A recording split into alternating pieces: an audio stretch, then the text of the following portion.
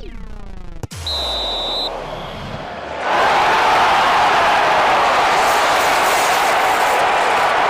buenas amigos de Línea de 5, bienvenidos un día más a su canal. Este tipo de video que vamos a hacer a continuación no es justamente por lo que empezó este canal, por lo que empezó este proyecto, pero realmente resulta imposible no opinar sobre el tema y sobre todo no informar de por qué pasó lo que pasó, por qué está pasando lo que está pasando ahora y por qué va a ocurrir lo que se viene en relación con la Superliga Europea. Como todos sabemos, el pasado domingo y encabezados por Florentino Pérez, 12 de los clubes más importantes del viejo continente envían un comunicado anunciando la creación de la Superliga Europea como un torneo paralelo a la UEFA Champions League de cara a salvar al fútbol, como mensaje especial. Las razones de esto no tienen que ver con nada más y nada menos que con dinero. El propio Florentino Pérez lo dijo en el Chiringuito. ¿Por qué existe esa división hoy en día entre UEFA, FIFA y los 12 clubes más importantes del viejo continente? Para entender esto hay que volvernos hasta 2013, año en el cual se firman los tratados que son vigentes hoy en día de reparto del dinero de la televisión en el fútbol a nivel de Champions y a nivel de Europa League. En ese acuerdo firmado por todos los presidentes de UEFA, las ligas y FIFA, es donde queda marcado que, por ejemplo, un Slavia Praga recibe una suma más importante de lo que genera. El Real Madrid y los otros 11 clubes evidentemente se vienen quejando de esto a lo largo de los años porque dicen: yo genero más dinero que un Slavia Praga, ¿por qué tengo que ganar yo menos o por qué tengo que perder dinero yo? Todo esto se va generando a lo largo de los años, conflicto, y a sabiendas de que la UEFA iba a presentar y terminó presentando el día lunes su nueva Champions League a partir de 2024, estos 12 clubes, que repito, llevaban trabajando en la Superliga varios años, dicen: es el momento de tirar el golpe. Envían el comunicado, evidentemente estos son 48 horas de locos, con la política metida en el medio, con hasta incluso el Vaticano opinando, jugadores, exjugadores, televisiones, gobiernos, todo el mundo metido en lo que meramente va a significar, incluso sin la Superliga, el cambio de este deporte a nivel mundial. Como todos sabemos, el día siguiente Florentino Pérez va al Chiringuito, da sus explicaciones del porqué de la Superliga y empieza realmente a darse una batalla legal y una batalla entre poderes. ¿Qué es una batalla entre poderes? Es una batalla entre gobiernos, instituciones públicas, UEFA, FIFA versus los clubes. Ya hablaremos más adelante de por qué la Superliga no tenía chances de ganar, o por lo menos no al corto plazo, y en qué han fallado. Pero todo esto que empieza es una bola de nieve en la cual se van metiendo actores que poco o nada tienen que ver con el fútbol, que incluso tienen que ver menos con el fútbol que 12 presidentes o 12 empresarios que gobiernan los clubes por plata. No es por sentimiento, no es por juego, sino por plata. ¿Qué va ocurriendo? The Times asegura ayer sobre las 2 o 3 de la tarde que City y Chelsea son los primeros que se replantean el continuar en la UEFA, en la Superliga Europea. A medida de esto se van dando declaraciones, mensajes de jugadores por aparte. Henderson, que es el capitán del Liverpool y el líder de alguna manera de todos los capitanes de todos los clubes de la Premier League, anuncian que van a tener una reunión mañana. La Premier anuncia que está totalmente en contra, también lo anuncia la Liga. Bueno, un sinfín de comunicados que, sumándose a los rumores de la salida del Chelsea y del Manchester City, empieza a dinamitar todo. Fue a tal punto el susto que generó esto que Florentino Pérez, que tenía otra entrevista pensada para dar anoche en el larguero de la cadena SER, una de las radios más importantes de España, la anula y deciden reunirse sobre las 9 de la noche.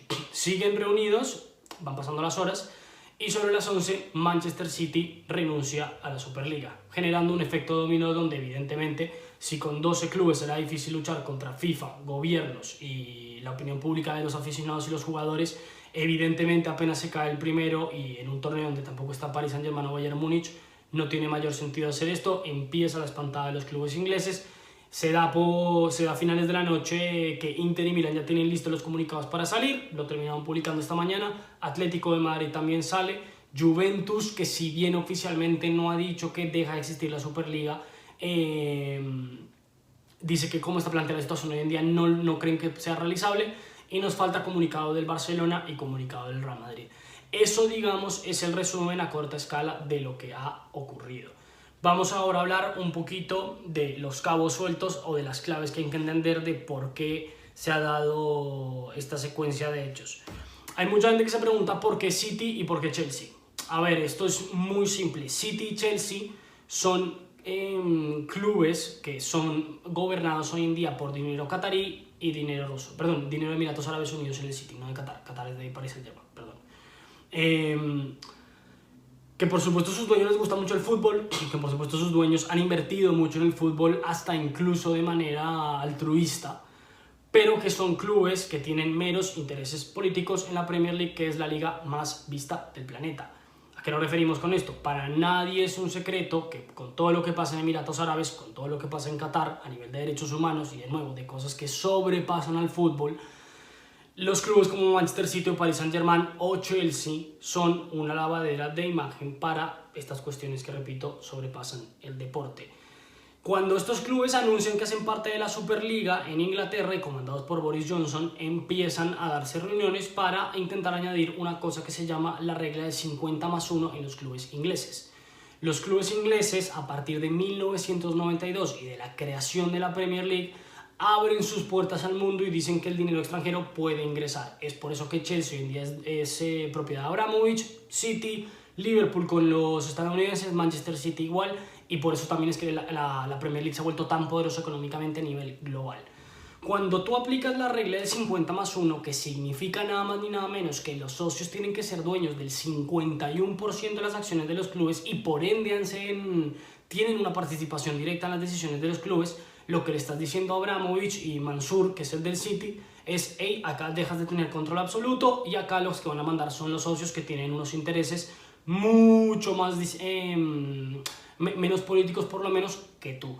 Frente a todo esto y a sabiendas también de que la Premier League por sus estatutos era la única que tenía la potestad de expulsar a los 6 equipos de la Premier inmediatamente, por el artículo número 9 que lo tengo acá, que dice que los clubes de la Federación Inglesa de Fútbol solo podrán jugar las competencias aprobadas por la FA. En caso de no hacerlo o de disputar un torneo que no esté aprobado por el organismo, las sanciones irán desde lo económico hasta la expulsión de sus competencias. Entonces se junta que los clubes que son una lavadera de imagen para cosas que traspasan el fútbol ya no pueden hacerlo, que los ricos que invierten su dinero no van a poder mandar si se da la ley del 50+1, que aparte hay un Brexit que envuelve todo esto y que hay que ver cómo queda el fútbol inglés pensado a futuro, y que la Premier League los puede echar mañana, por lo tanto los dejan sin la liga más competitiva del mundo. Evidentemente City y Chelsea se convierten en los dos eslabones más fáciles para UEFA, el gobierno inglés y FIFA de apuntar, presionar, llevar al extremo y hacer que renuncien a la Superliga.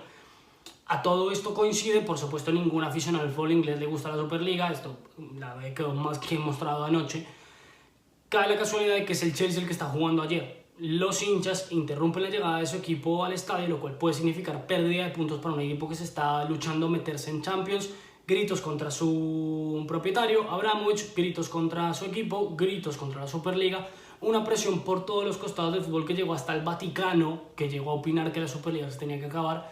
Y evidentemente, y como esto es por plata, repito, que esto no tiene nada que ver con el fútbol, todos estos factores se juntan para que el Chelsea y Manchester City sean los eslabones más fáciles de hacer salir sin la Superliga.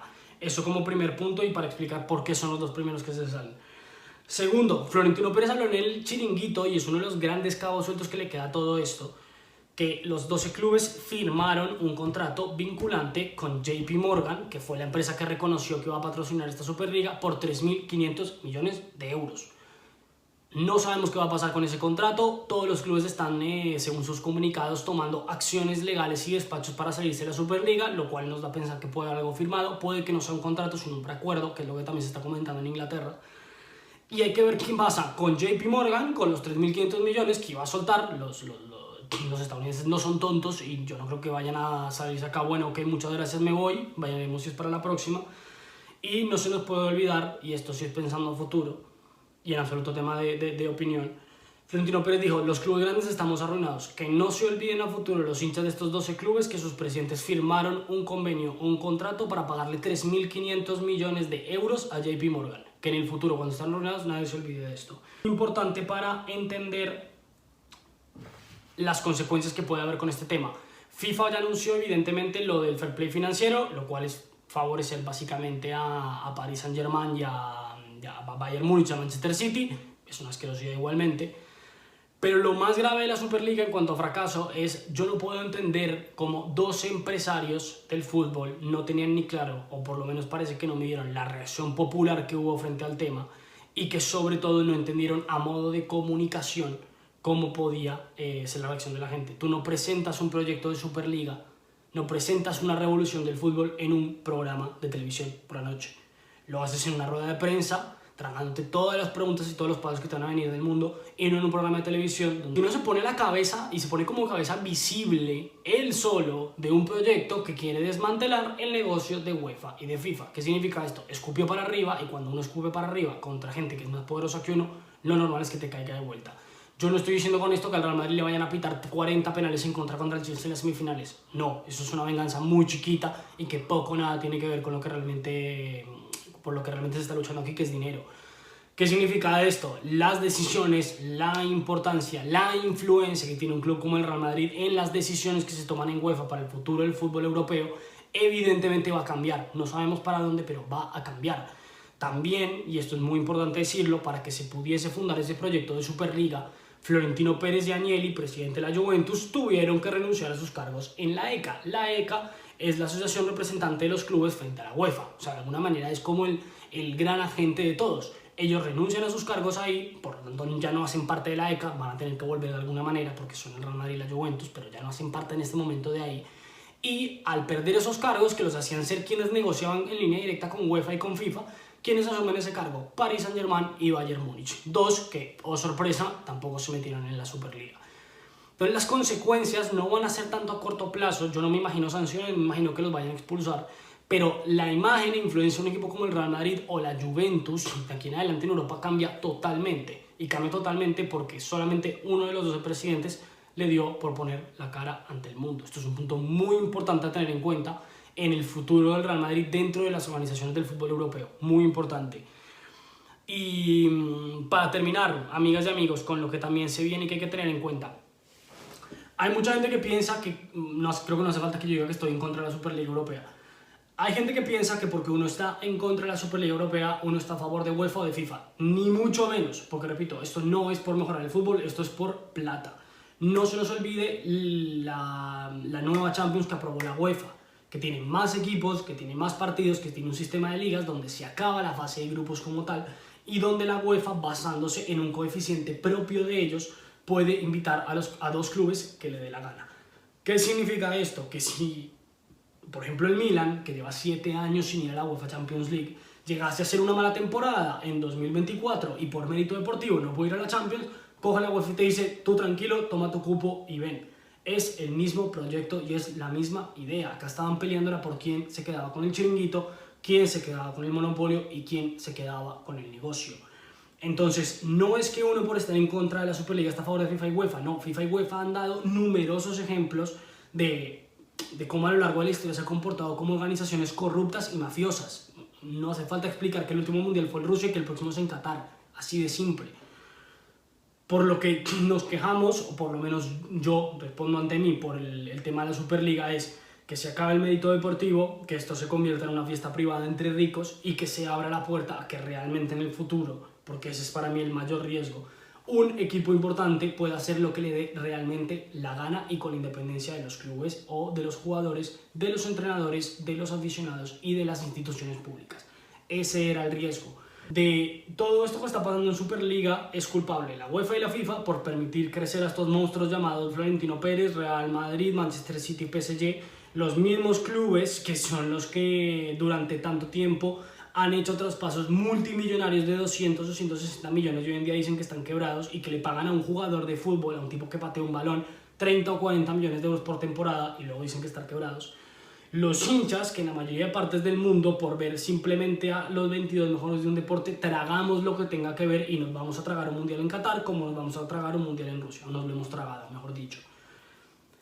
Queda mucho, falta muchísimo en esta pelea, esto no se va a acabar hoy, y el resultado a corto plazo que hay que entender es que como ganó UEFA y FIFA el primer round de esta batalla, repito, el primer round, tenemos que tener en claro que a partir de este momento los clubes van a ser menos poderosos y UEFA y FIFA van a ser más poderosos aún. Hay que esperar en los próximos días por auténticas reformas en los estatutos de las ligas, en los estatutos de UEFA, en los estatutos de FIFA, para evitar todo lo que es considerado a día de hoy como un golpe de Estado. Hasta aquí llegamos con el vídeo de hoy, espero que les haya gustado. Repito, no es el tipo de contenido por lo cual se crea este canal, pero frente a una situación que nos afecta a todos y a aquellos a los que nos gusta el fútbol, evidentemente había que opinar.